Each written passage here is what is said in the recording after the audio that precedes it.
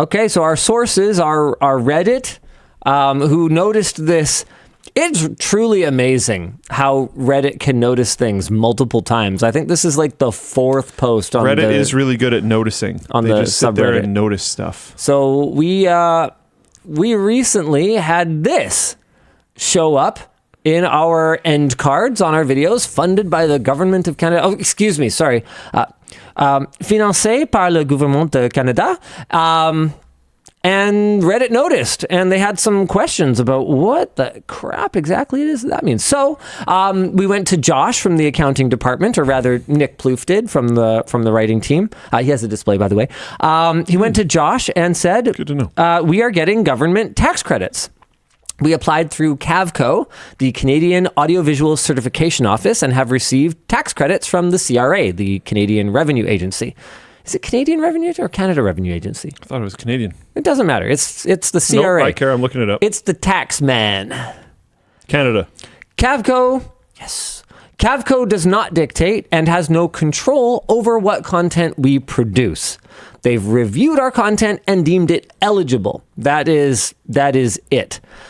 This funding could be revoked at their discretion, and to support the fact that our content is not controlled, the funding actually occurs post-production cycle, which is something that I have actually spoken about at length in the past, because one of the observations that I have that I have made over the years is that some of this funding appears to have many hoops that need to be jumped through, and also many rules in place that make it difficult for startups who probably need it more badly than than more established companies do. It makes it kind of hard for them to get it. With that said, if these tax credits are out there, and we do have the capacity to apply for them and work through all the paperwork and all of that, then I sure as heck am not going to not do that at this stage.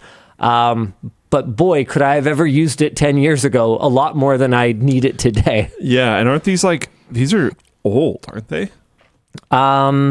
So the payouts are quite delayed, I think. Yeah. Yeah. That's what I mean. Yeah.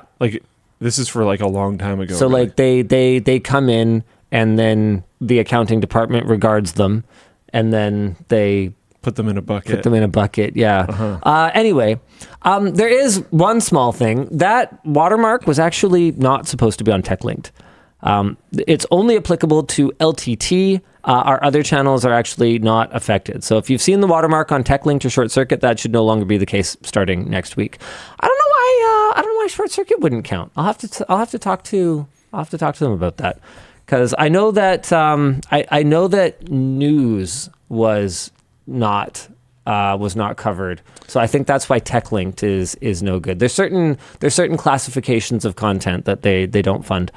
There's also I'm sure, honestly, this is probably a problem in basically every country, because any system like this is going to get horrifically abused by somebody, and then you're going to have to lock it down like crazy, and then it becomes harder to utilize for the people that need it most. I understand this is a cycle, but I have found even with a lot of Canadian tax credits, it takes so much work. Are you talking Shred right now? Yeah. It takes so much work just to get the credit that it's often not worth doing the work to get the credit, because it would be better to just do your job, because it's you would lose so much productivity trying to get the credit for the productivity that you might as well just do more. Yeah, it's surprising how many folks we've talked to that literally will hire someone whose entire full-time job is to extract Shred credits or CAVCO credits or whatever the case may be. I know a small to medium-sized gaming studio in Vancouver that has 2 full-time staff that their literal only job is to capture Shred credits.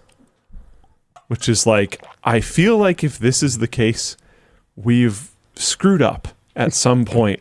Because that should not, in my opinion, in a well-functioning society, that should not be a role that exists anywhere, because that is purely just a waste of people, in my opinion. And I get it, apparently to them, talking to them, both of those people pay for themselves and more by capturing these credits. So nice, but damn. We also apply for It's SRED or SR and ED, I think is what it is, for people that are wondering how we're saying shred. Everyone calls it shred up here, but I think it's SRED. we also apply for provincial credits. So you'll find those on our website, linusmediagroup.com, from Creative BC. Yeah. Want to hear a fun fact? Yes. Did you know that the checks that we get, like our tax credits, are considered taxable income? Even though it's a deduction, theoretically, like in principle, of the tax that we paid, it actually counts as income, and we pay income tax on it. Yes, Fox NZ, the tax cuts are taxable. I just wish we did more with it. You know, We did more with it. Yeah. What do you mean? You know, I wish we weren't like going tremendously into debt and stuff like that. Us? The country. Oh, yeah. Well, Yeah. I didn't. No. I was like, no, we're doing okay. No, not the Yeah, company. we got this. Company's doing all right. Everything's under control. We're just... Dan, we're going to have to make some cuts, though. Oh my goodness. Normally I do crossfades, but I can switch it to cuts if you prefer. I like it. I like that. And that, my friends, That was good. is why he's not going anywhere. He's sharp. He's quick like that. No, it's just like I We don't know. do video editing. Get it? I looked It's recently, funny joke. I looked recently into some of the. There you go. There it nice. I looked recently into some of the taxes in BC. You talked about this recently as well. And you know, BC is known as a fraud haven of North America. So there's definitely some of that going on. But Nice. there's a lot of tax money flowing through BC. And I understand that, you know, some of the provincial money goes to help other provinces and stuff like this, blah, blah, blah. Yeah, I blah, think blah. BC is a have province, right? We pay into the have-nots, Yes. if I recall correctly. Yeah. Yeah. But it's just at the same time, it's like, darn, man. I don't know. This whole like every country, running more and more down into deficits, harder and harder and harder all the time. Like it's there's that old like what is it? Great. I don't remember the quote exactly, but great men plant the seeds of trees that they will never sit in the shade of, or whatever. Mm-hmm. We're doing like the hard opposite of that. Mm-hmm. We're like digging a deeper hole that we won't have to sit in. Yeah, the problem is that the time of reckoning, it seems to be sort of creeping up on us. It's slowly, constantly pushed back and made worse all the time, and then eventually we'll hit a wall where we can't push it back anymore, and we're just screwed.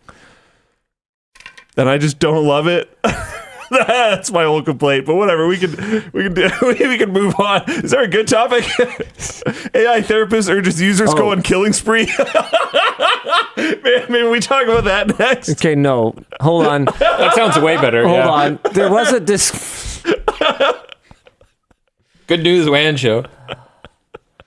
There was a discussion question for this one. It was, does the Canadian propaganda thing change anything? The answer is no. We've been applying for and receiving various provincial and federal tax credits for, I think, 8 or 9 years now. So if it didn't bother you before, then it shouldn't bother you now. And we are grateful for the flexibility that we were able to find with the people that we've worked with at CAVCO and at Creative BC, because a lot of these credits really were set up for traditional media. Like one of the big challenges that we ran into was they were like, well, you have to apply on a season by season basis of your show. So what's it? And we're like, okay, well, what's a season? And they allowed us to call a year a season. Okay. Even though like within that season, right, like there's not this type of serialization that you would normally expect for a season of a TV show, and that's not their fault. It's just rules that were made for a very different time, and these things are government moves slow.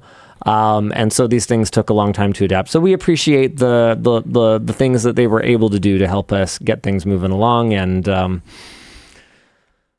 hopefully they don't run out of money. Yeah. Yeah. Good luck, everyone. Yeah. I don't know, man. I have such a complicated relationship with taxes.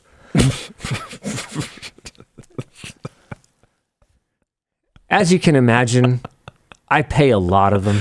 Yeah. Nice. Which I consider a privilege. Good job. Yeah. Well, Heck yeah. No, seriously though, sometimes I feel that way. Like we had someone on the team recently who was quite badly injured. Actually, he was on camera. Okay. David. You guys probably saw him in Alamede's AMD Ultimate Tech upgrade with a big old cast on his arm. I'm not going to give you too many of the gruesome details, but I'll say it involved the great Canadian game of hockey and going into the boards real hard was not I am pretty. Personally very happy with my tax money going towards fixing stuff like that. And Personally, all good with it. David told me the gruesome details of set pins and surgeries and all that kind of stuff. And I could almost hear the Canadian national anthem, in the background, right? Knowing that he didn't pay a penny for that. Fantastic. I shouldn't say didn't pay a penny, because obviously we pay for it. We pay for it with our taxes. However, and like he was in and out quick, which we do have a triage system where sometimes, people will wait a really, really, really long time. And sometimes that works out real bad. But there was a level of urgency with his injury, and he was in surgery, I think, within like 5 days or something Most like of my personal ones 7. have been totally fine in regards to wait times. I know some stories where it's been really bad, but most of my personal ones have been fine. However, I can't deny that when I see like egregious waste, I get pretty mad. Yeah. I don't like it. Yeah. Like I don't like talking to a contractor, right? And talking about the options for okay, here's a perfect example. Remember when we built the original tenant improvement here in Unit 102? Yeah. Right? So the bottom and top floor. Yeah. And remember how we had the top was just all boxed in, and I had this genius idea of putting windows on it so you could see out into the studio space just to kind of make it, I don't know, a little less oppressive. Didn't work. It's still oppressive, whatever. Turns out windows to an indoor space don't really do that much. I don't know. Do you think they're better than nothing? I think it helped. Okay, sure. Fine, whatever. I for sure think it helped. The point is that when we were talking about the windows to put into this interior wall, I was like, we'll just throw some windows in there. They're just to stick on this for a second, I think the gap between like really bad and like not great is actually really important. Fair enough. Like I feel like that was like going from 15 to 30 FPS. Okay, fair enough. Yeah. So anyway, I was like, hey, I want to put some windows in here. That should be no problem, right? So the contractors come back to me. They go, they need to be fire rated, and they need this and they need that, and so you need these ones with the fire wire inside the glass. So I'm like, okay, well, how much do those cost? And they're like, a lot more. And I'm like, okay, fine. Okay, well, the whole point was for this to feel less oppressive. Can we not have wires on the window? And they're like, oh yeah, sure. Yeah, we got clear fiberglass that doesn't have the wires in it. How much you want to pay?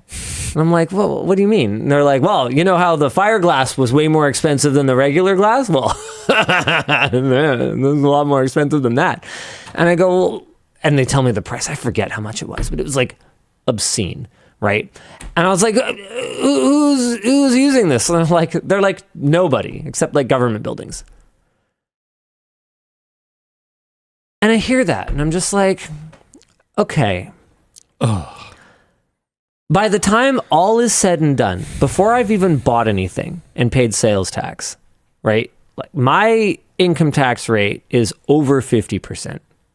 So that you can have windows that do not have wires in them, but I have to settle for windows with wires in them. So are there things that I find frustrating? Absolutely. But David's arm I'm happy David's arm is in one piece. Yeah. Or not in one piece. It's in the correct number of pieces. Correct orientation and number of pieces. Yeah. And so I don't know, man. It's One piece would suck. yeah, that wouldn't be good. Yeah. Yeah, quality anime I've heard, but in terms of like wrist bones, maybe not the best. Yeah. So dude, I don't know. It's so complicated, and I really get into trouble when it gets into like the arts, because I don't pretend to know if that statue or whatever is worth $1 million. What I do know is that if there's a single textbook out of date in a public school, that I probably wouldn't have that statue. But then the flip side is, Vancouver generates a lot of revenue as a tourist destination, one of the most beautiful cities in the world. And it really is. It really is beautiful here 6 months out of the year. And so, do those installations contribute to that? Like all the funky whales from the 2010 Olympics. It's hard to evaluate, but I do notice when they're absent.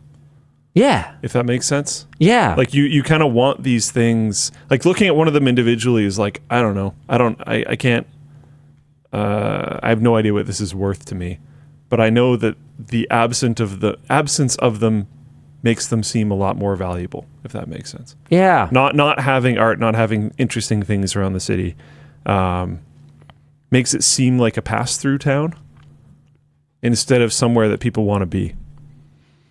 Yeah, Seth Jones says Linus shouldn't be in government. I don't think I have the stomach for it. Like I had to go to my first city council meeting not that long ago. It's dry, man. There's one particular Surrey councillor that like really stood out. I'm gonna like figure out how to vote in a municipal election next time around so I can vote for her or something, because she was awesome. But I don't think I have the temperament for it. I don't think I have the patience. Wow. I mean, you could have put up a bit of a fight.